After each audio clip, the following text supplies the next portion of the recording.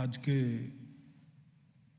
इस महत्वपूर्ण कार्यक्रम में मंच पर उपस्थित मध्य प्रदेश शासन के मुख्यमंत्री श्रीमान शिवराज सिंह जी चौहान, मध्य प्रदेश के यशस्वी गृह मंत्री भाई नरोत्तम मिश्रा जी, मध्य प्रदेश शासन के आवासीय विभाग के मंत्री भाई भूपेंद्र सिंह जी, भारत सरकार के गृह सचिव श्रीमान अजय भल्ला जी,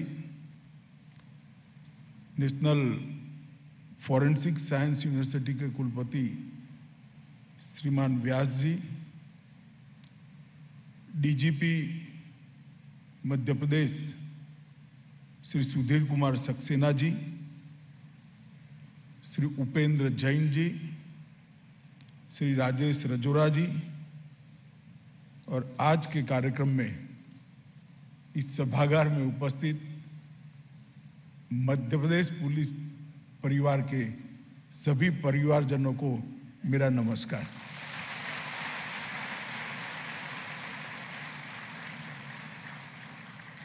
मित्रों, आज मध्य प्रदेश पुलिस और मध्य प्रदेश कानून व्यवस्था के क्षेत्र के लिए बहुत महत्वपूर्ण दो कार्यक्रम एक साथ एक ही मंच से होने जा रहे हैं और एक ऐसा मणिकंचन योग है जिसमें एक और तो मध्य प्रदेश की करोड़ों की जनता की सुख, शांति और सलामती के लिए दिन रात देखे बगैर, अपने जान की परवाह करे बगैर जो जवान वीरता के साथ डटा हुआ है, उनके परिवार की चिंता मध्य प्रदेश शासन कर रहा है, मध्य प्रदेश सरकार कर रही है। और दूसरा, हमेशा पुलिस को गुनहगार से दो कदम आगे रखने के लिए विज्ञान का सहारा लेना अब नितांत जरूरी हो गया है। उस वक्त फॉरेंसिक साइंस के क्षेत्र में कुशल प्रबंधक, ट्रेन मैन पावर और व्यवस्थाओं की जो क्षति हमारे देश में महसूस की जा रही है, उसको पूरा करने के लिए नेशनल फॉरेंसिक साइंस यूनिवर्सिटी का 27 एकड़ भूमि में एक परिसर आज यहां भूमि पूजन होने जा रहा है, जिससे मध्य प्रदेश के हजारों युवाओं को राष्ट्रीय और अंतर्राष्ट्रीय स्तर पर फॉरेंसिक्स के क्षेत्र में काम करने का मौका मिलने वाला है।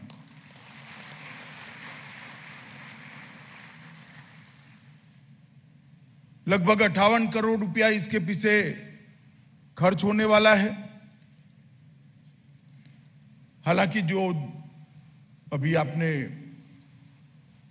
वॉक थ्रू के माध्यम से पूरा परिसर का विहंग अवलोकन किया, वो जब बनेगा तब बनेगा, मगर अभी सीएफएसएल भोपाल में तत्कालीन काम करना शुरू कर दिया है और 50 विद्यार्थियों की एक पहली बैच भी अपना अभ्यासक्रम चालू कर चुकी है। अब विज्ञान प्रवाह के अंदर जो बच्चे आगे बढ़ना चाहते हैं, फॉरेंसिक साइंस के क्षेत्र में अपनी कैरियर बनाना चाहते हैं, उनको कहीं और बाहर जाने की जरूरत नहीं पड़ेगी और यहां पर एक बहुमुखी और अत्यधिक शक्तिशाली उपकरण इस यूनिवर्सिटी के माध्यम से युवाओं को उपलब्ध होगा। मित्रों, मैं फॉरेंसिक साइंस यूनिवर्सिटी का बाद में बात करता हूं, परंतु सबसे पहले मध्य प्रदेश पुलिस के लिए आज बहुत आनंद और उत्सव का दिन है। मैं जानता हूं, इसकी बात जरूर करना चाहता हूं। दुर्भाग्य से आजादी के बाद 60 के दशक के बाद इस देश में पुलिस को देखने का नजरिया बदला है। अपनी फिल्मों को सफल करने के लिए कई फिल्मों के अंदर और कई सारे अखबारों ने एक गलत तरीके से पुलिस की छवि समाज के सामने रखने का काम किया है। मैं पहले गुजरात में भी गृह मंत्री रहा हूं, अब मोदी जी ने मुझे उनकी मंत्रिपरिषद में देश का गृह मंत्री बनने का मौका दिया है। पहले गुजरात के और अब देश भर के पुलिस बल के काम को मैंने नजदीक से देखा है। मित्रों, सरकार के सभी विभागों में एकमात्र पुलिस बल ही ऐसा बल है जिसका ना नौकरी का समय तय होता है, ना कभी छुट्टी होती है। 365 दिन 24 घंटा सदैव कोई भी चुनौती हो, कोई भी समय हो, उसका सामना करने के लिए पुलिस बल मुस्तैद रहता है। होली, दीपावली, जन्माष्टमी, रामनवमी, ईद, मोहर्रम, ये सब हम लोगों के लिए है। राखी के दिन भी पुलिस का जवान तो बहन जो राखी बांधने जा रही है इसकी सुरक्षा के लिए किसी चौराहे पर डट कर खड़ा होगा। इसकी हाथ की कलाई भले ही सुन्नी हो, वो अपनी ड्यूटी का निर्वहन करता है। हम सब लोग जब दीपावली मनाते हैं हमारे परिवार के साथ, तब पुलिस का जवान कहीं कोई एक्सीडेंट न हो जाए, कहीं कोई दुर्घटना न हो जाए, त्योहार का मौका लेकर कोई गुनहगार निर्दोष नागरिकों को परेशान न करे, इसकी चिंता में अपनी दीपावली भी रोड पर ही मनाता है। 24 घंटा गुनहगारों के पीछे लगना, न घड़ी देखना, न समय देखना। शरीर के अंदर भी अनेक प्रकार की विकृतियां आती है, रोग आते हैं। इसकी परवाह करे बगैर समाज की सुरक्षा का एकमात्र मंत्र लेकर देश की पुलिस ने काम किया है मित्रों। और आज मैं आपको बताना चाहता हूं, भारत के शायद अब तक जितने भी युद्ध हुए उसमें जितने जवान शहीद नहीं हुए, 35,000 से ज्यादा पुलिसकर्मी इस देश की आंतरिक सुरक्षा को मजबूत करते हुए अपनी जान गंवाए हैं, अपनी जान को देश के लिए न्यौछावर करा है। तब जाकर ये देश सलामत है, तब जाकर नक्सलवाद पर लगाम लगती है, तब जाकर बाहर के देशों के इतने प्रयासों के बावजूद भी आतंकवाद कभी विकराल रूप लेकर हमारे देश के सामने खड़ा नहीं होता पाता है। तब जाकर कश्मीर और नॉर्थ ईस्ट के अंदर आज शांति का एक नया युग शुरू हो रहा है। अगर ये पुलिसकर्मी चाहे कहीं पर भी ड्यूटी करता हो, कश्मीर से कन्याकुमारी और कामाख्या से द्वारका तक, वो मुस्तैदी से न खड़ा हो तो ये संभव नहीं है मित्रों। और इसलिए मैं ऐसा मन से मानता हूं कि मीडिया के मित्र, समाज जीवन के लिए सोचने वाले लोग और बाकी सारे क्षेत्र में काम करने वाले हम सभी लोग पुलिस की छवि को बदलने के लिए हमें प्रयास करना चाहिए। जो करता है उसको इसका यश भी मिलना चाहिए, उसका पुरस्कार भी मिलना चाहिए। मित्रों, आज मैं शिवराज जी को और डॉक्टर नरोत्तम मिश्रा को बहुत बहुत बधाई देना चाहता हूं कि 25,000 पुलिस परिवारों को उन्होंने घर देने का फैसला लिया है। मैंने पुलिस लाइनें देखी है। पुलिस लाइनों के अंदर अंग्रेजों के जमाने के निवास, बारिश में पानी आता हो, कहीं बिजली शॉर्ट सर्किट कर जाती हो, गटर की व्यवस्था जीर्ण शीर्ण हो गई हो, ऐसी अवस्था में हमारे कांस्टेबल, हेड कांस्टेबल रहते हैं और ड्यूटी करते हैं। और काफी सारे लोगों को तो ऐसी भी व्यवस्था उपलब्ध नहीं होती है, तनख्वाह का एक मस्त मोटा हिस्सा किराया देने में चला जाता है। और जब परिवार असुरक्षित हो तो कोई भी व्यक्ति अपनी ड्यूटी का निर्वहन निश्चिंत होकर नहीं कर सकता। मध्य प्रदेश शासन ने ये बहुत अच्छा फैसला किया है कि 25,000 आवास गृहों को बनाकर 25,000 पुलिस परिवार के लोगों को आपने इनके चेहरे पर मुस्कान लाने का और इनके जीवन में चैन लाने का काम किया है। मैं आपको बहुत बहुत बधाई देना चाहता हूं। मैंने मकान देखे, अभी हम सब ने देखे।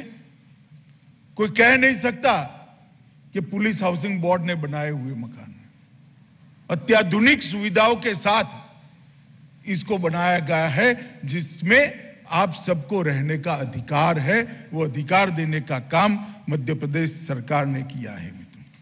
आज 14 जिलों में 262 करोड़ की लागत से 1304 परिवारों को अपने घर की चाबी मिल जाएगी। इससे बड़ी अच्छी बात कोई हो नहीं सकती। एक परिवार, एक बेटी, एक बेटा, बूढ़ा मां, बूढ़ी मां, बूढ़े बाप अगर निश्चिंत के साथ सुरक्षित माहौल में है तो वो किसी भी मुकाबला करने के लिए तैयार रहता है। इसके साथ साथ 254 थाना भवनों और 200 पुलिस चौकियों को भी आधुनिक व्यवस्थाओं के साथ लैस कर आज आपके काम करने के वातावरण को स्वच्छ करने का काम, सुंदर बनाने का काम और आधुनिक बनाने का काम मध्य प्रदेश शासन ने किया है। मैं आपको बहुत बहुत बधाई देना चाहता हूं।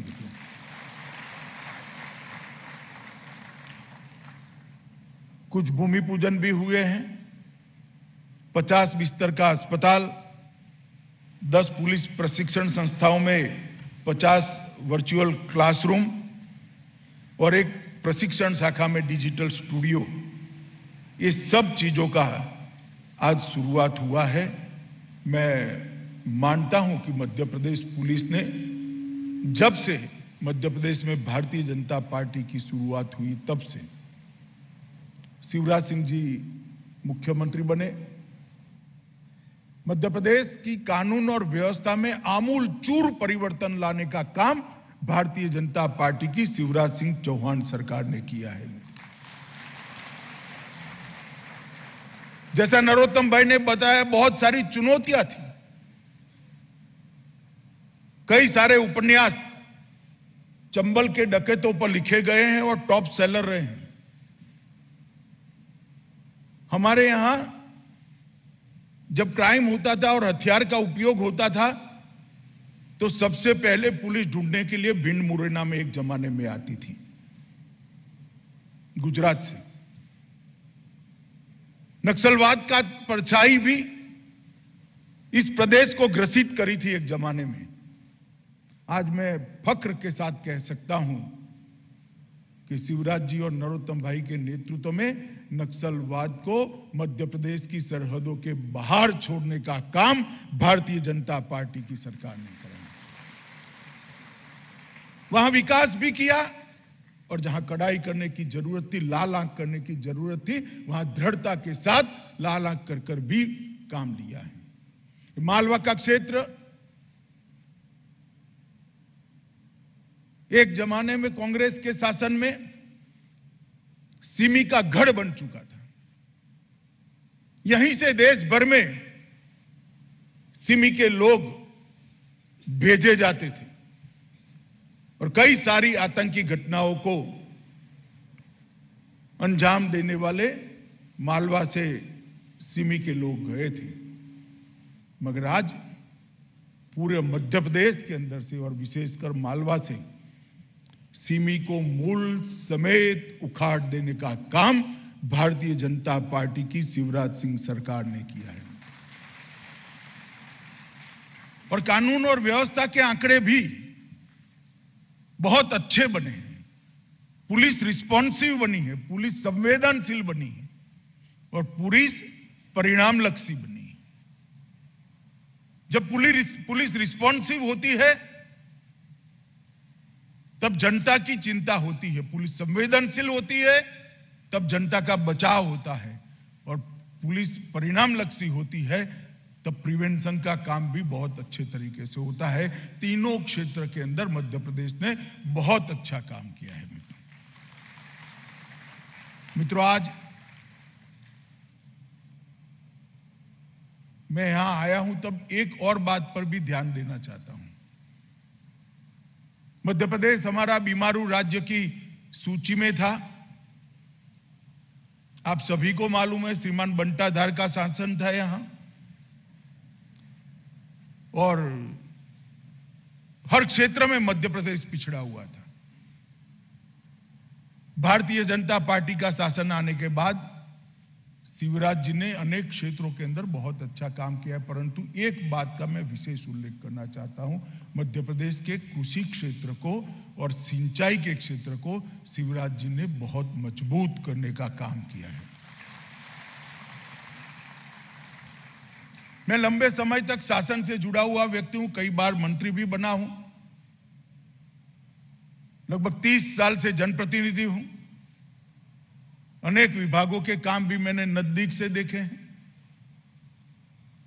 जीडीपी में उद्योग का और सर्विस का कंट्रीब्यूशन बढ़ाना बड़ा सरल है, मगर जीडीपी में सातत्यपूर्ण तरीके से कृषि विकास दर अनेक सालों तक 10% डबल डिजिट में ले जाना, ये बहुत कठिन काम है जो मध्य प्रदेश सरकार ने किया है।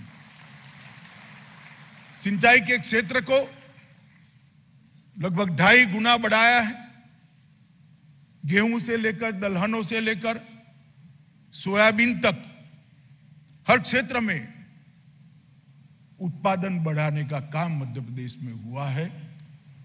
और मैं मानता हूं कि कृषि के अंदर जो परिवर्तन आया है वो परिवर्तन अच्छे आयोजन और कठोर परिश्रम के बगैर कभी आ नहीं सकता।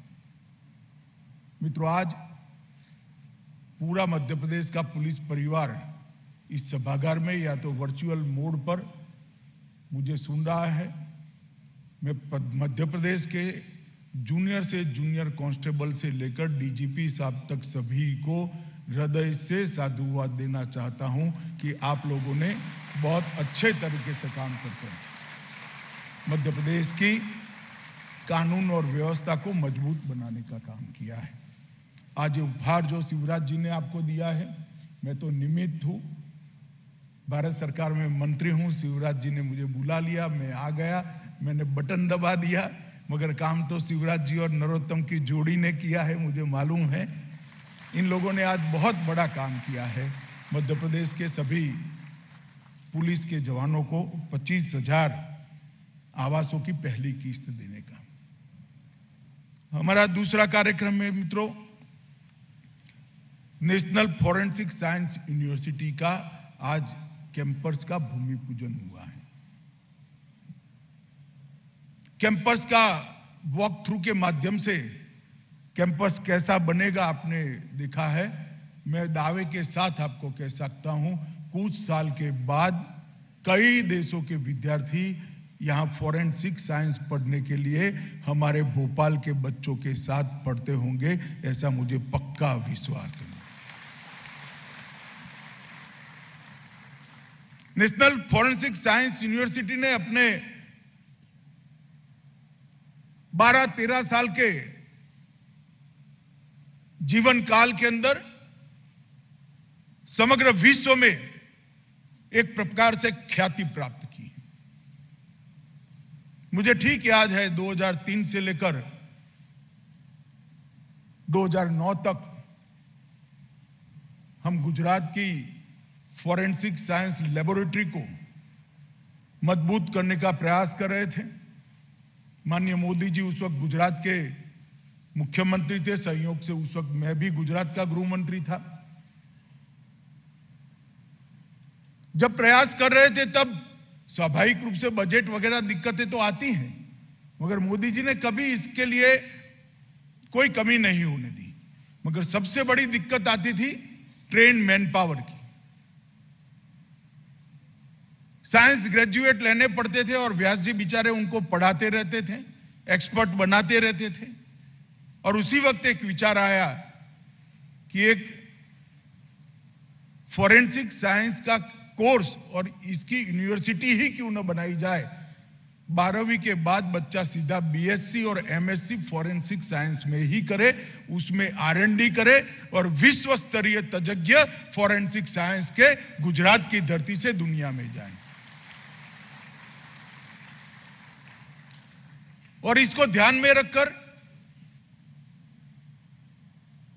फॉरेंसिक साइंस यूनिवर्सिटी की नींव डाली गई और 12-13 साल की यात्रा के अंदर आज फॉरेंसिक साइंस यूनिवर्सिटी ने बहुत यशस्वी मकाम हासिल किया है। फॉरेंसिक साइंस के क्षेत्र में दुनिया के अंदर 70 देश के विद्यार्थी आज फॉरेंसिक साइंस के यूनिवर्सिटी के अंदर पढ़ने के लिए आते हैं। मित्रों, बहुत बड़ी उपलब्धि है भारत की किसी भी यूनिवर्सिटी के लिए।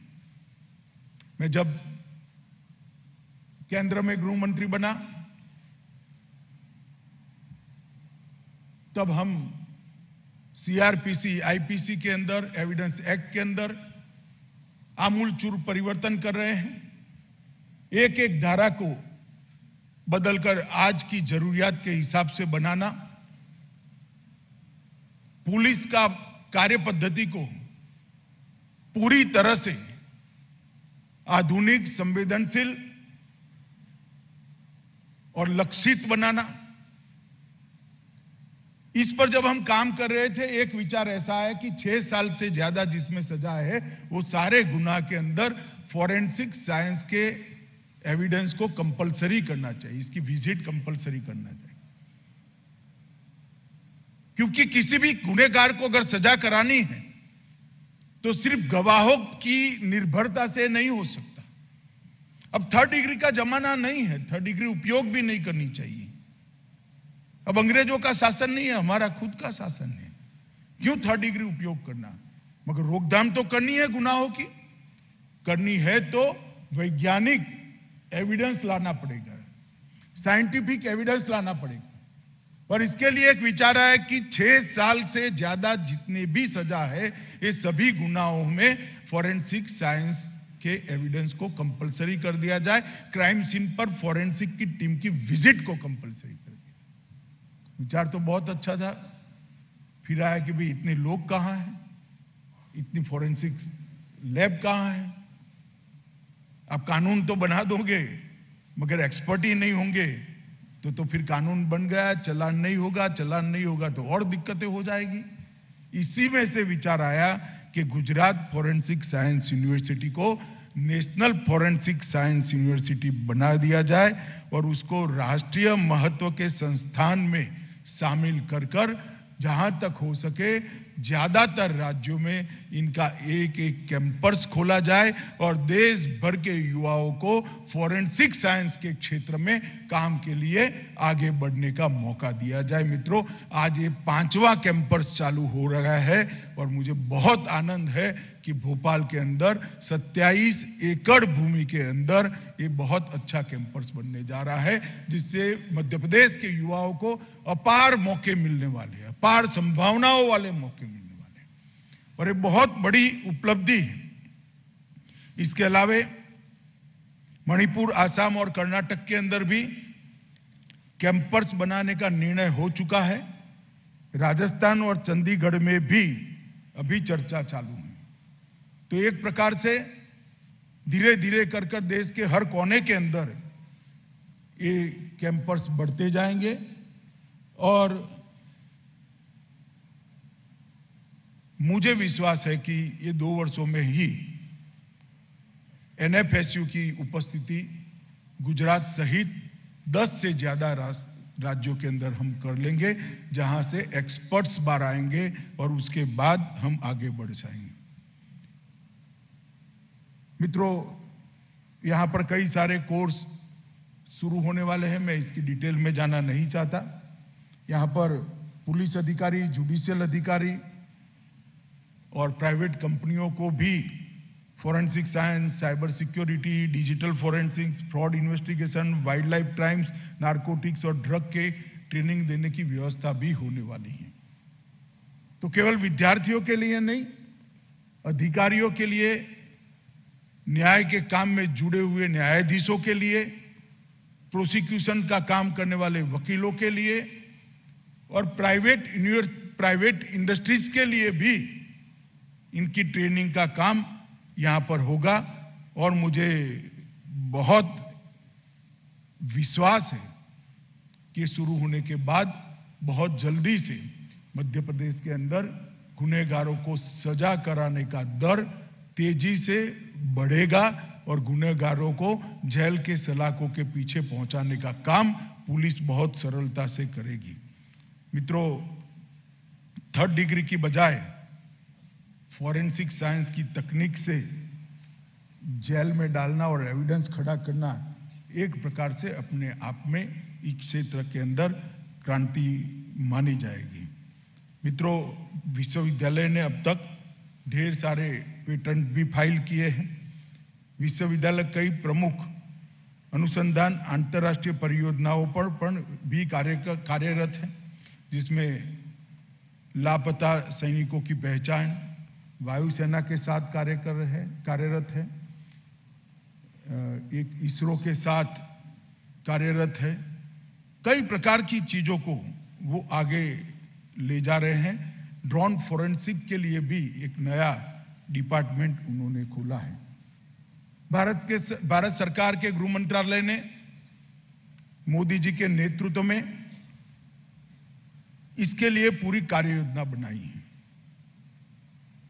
उसके 4 स्तंभ हैं। एक, फॉरेंसिक साइंस के इंफ्रास्ट्रक्चर को, मतलब लेबोरेटरियों को ज्यादा बनाना और आधुनिक बनाना। फॉरेंसिक विशेषज्ञों की मैन पावर को तेजी के साथ बढ़ाना, जिसमें फॉरेंसिक साइंस यूनिवर्सिटी का बड़ा रोल रहेगा। फॉरेंसिक टेक्नोलॉजी को उपलब्ध भी कराना और अपनाने का खुलापन भी रखना, और उसके साथ साथ R&D को भी बढ़ावा देना। हमने एक मोबाइल फॉरेंसिक वैन का भी कंसेप्ट हमने देश के सामने रखा है। ढेर सारे लोगों ने, ढेर सारे राज्यों ने इसको स्वीकार किया है और मुझे भरोसा है कि जैसे जैसे मैन पावर बढ़ेगा, तहसील तक, डीवाईएसपी की ऑफिस तक ये व्यवस्थाएं मजबूत होगी। मित्रों, मोदी जी ने देश के हर क्षेत्र के अंदर 2014 से अब तक आमूलचूर परिवर्तन किया है।